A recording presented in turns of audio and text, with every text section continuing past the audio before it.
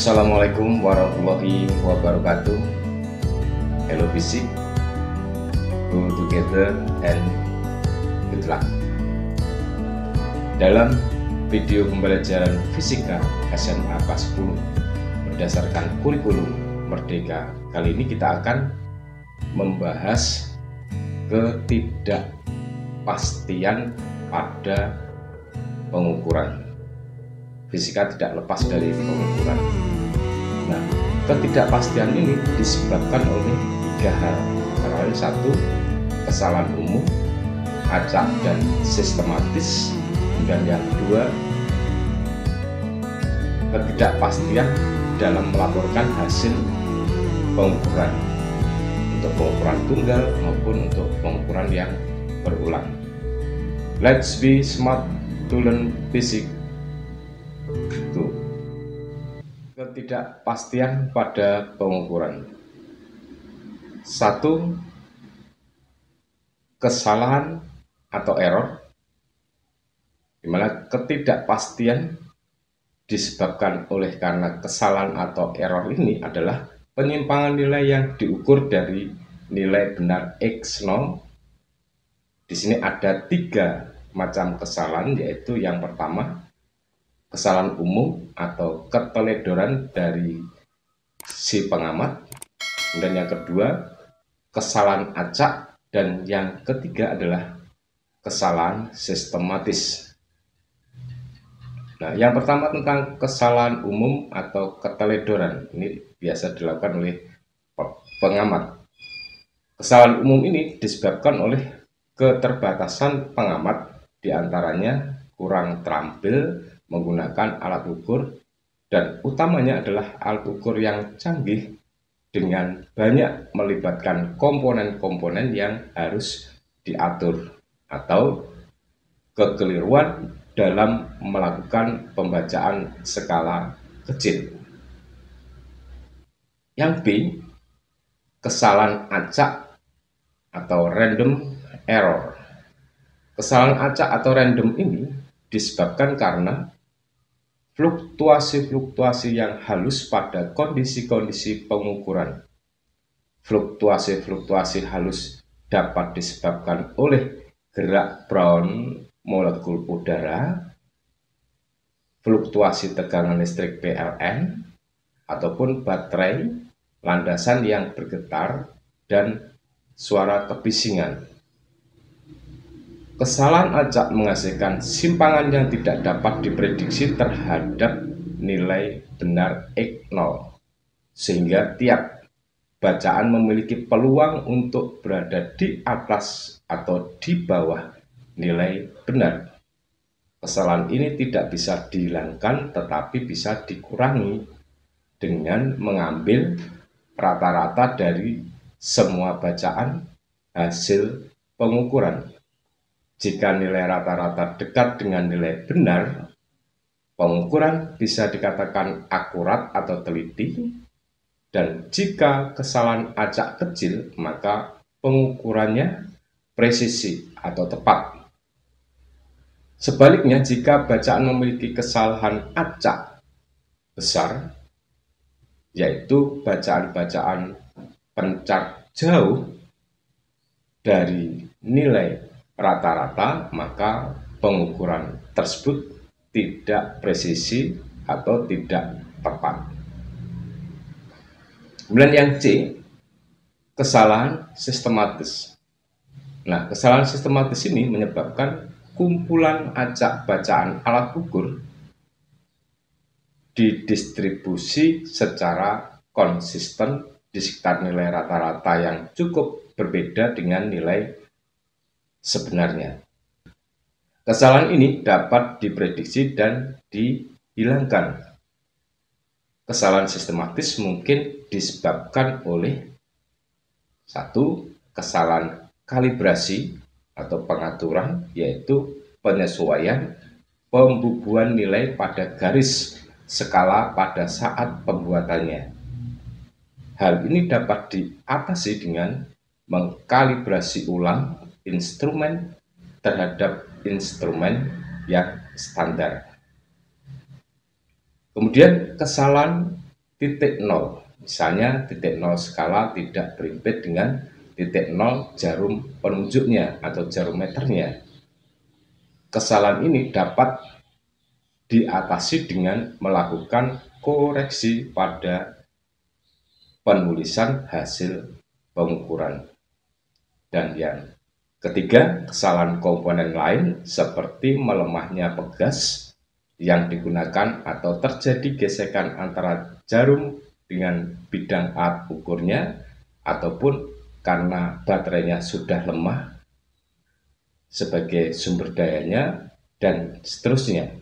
Dan yang keempat adalah kesalahan arah pandang membaca nilai skala jika ada jarak antara jarum dan garis-garis skala.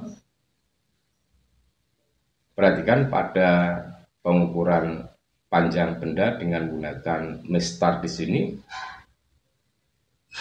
Dalam pengamatannya ini ada 3 cara pandang, ada yang di sebelah kiri, tengah, dan yang kanan untuk mengukur panjang sebuah benda.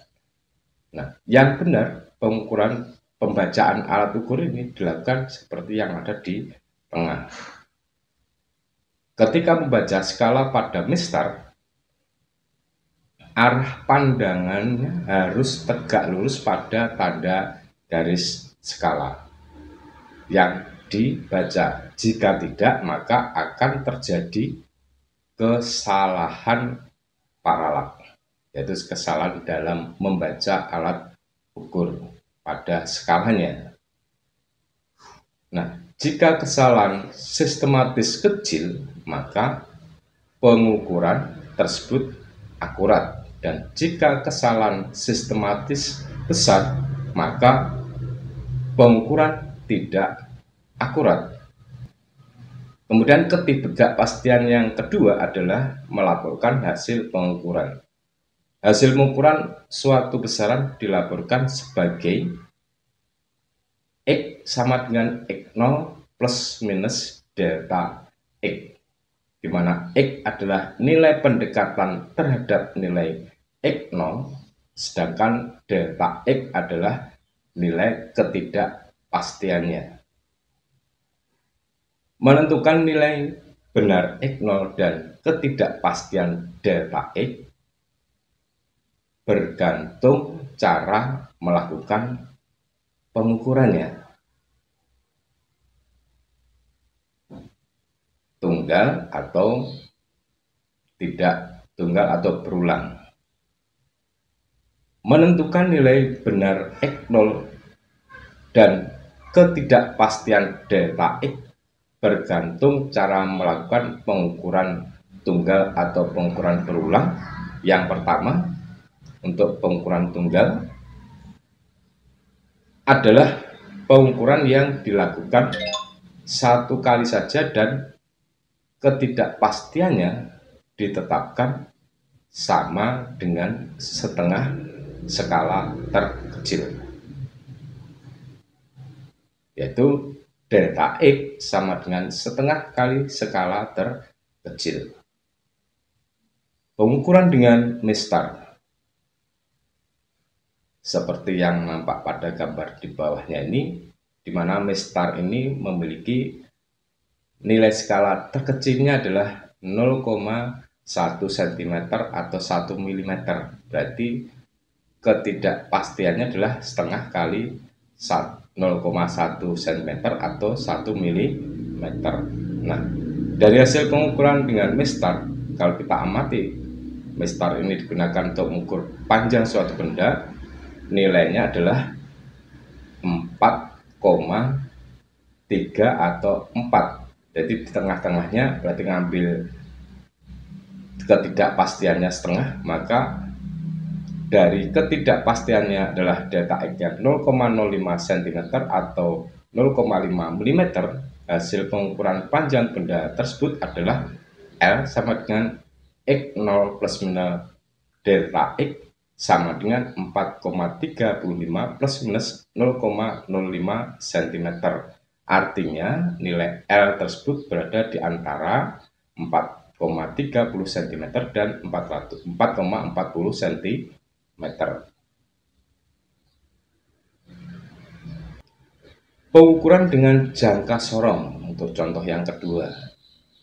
Jangka sorong itu punya skala utama yang ada pada rahang tetap, yang memiliki rahang tetap, dan kemudian ada skala nonius yang memiliki rahang tidak tetap atau rahang geser. Itu pada gambar sudah jelas ya. Nah, dari hasil pengukuran jangka sorong ini kalau kita perhatikan dengan seksama, angka 0 nonius berada pada skala utama berapa, kemudian angka di skala nonius yang berhimpitan dengan skala utamanya berada pada skala berapa. Nah, dari pengamatan pengukuran dengan menggunakan jangka sorong ini, ternyata nanti kita akan dapatkan panjang daripada benda ini dengan menggunakan perumusan L sama dengan X0 plus minus delta X, dengan X0 nya adalah dari panjang pengukuran jangka sorong tersebut dengan melihat skala nonius dan skala utamanya, yaitu X0 nya adalah 2,1 cm plus 5 kali 0,01 cm, sehingga X0 nya kita peroleh besarnya adalah 2,15 cm. Maka dengan demikian, pengukuran dengan menggunakan jangka sorong ini kita peroleh hasil L sama dengan 2,150 cm plus minus 0,005 cm. Artinya, panjang benda tersebut berada di antara 2,145 cm dan 2,155 cm.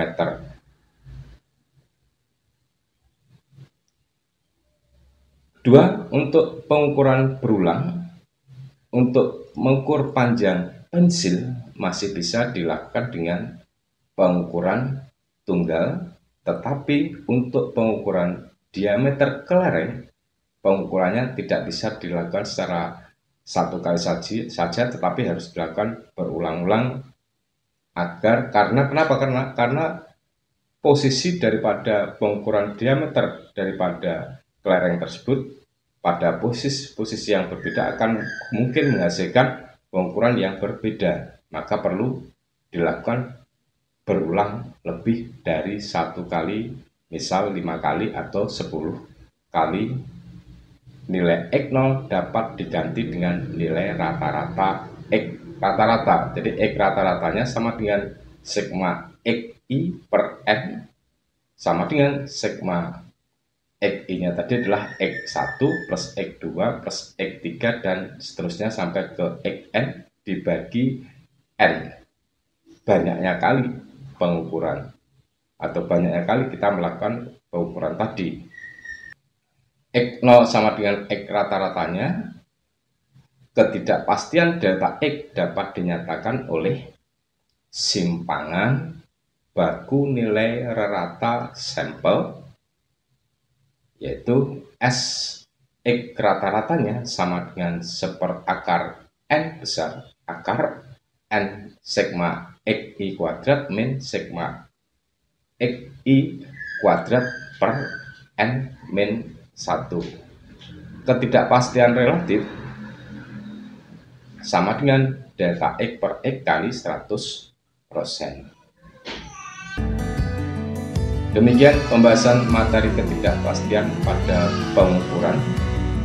Semoga dapat membantu belajar fisika Anda. Ayo pintar belajar fisika.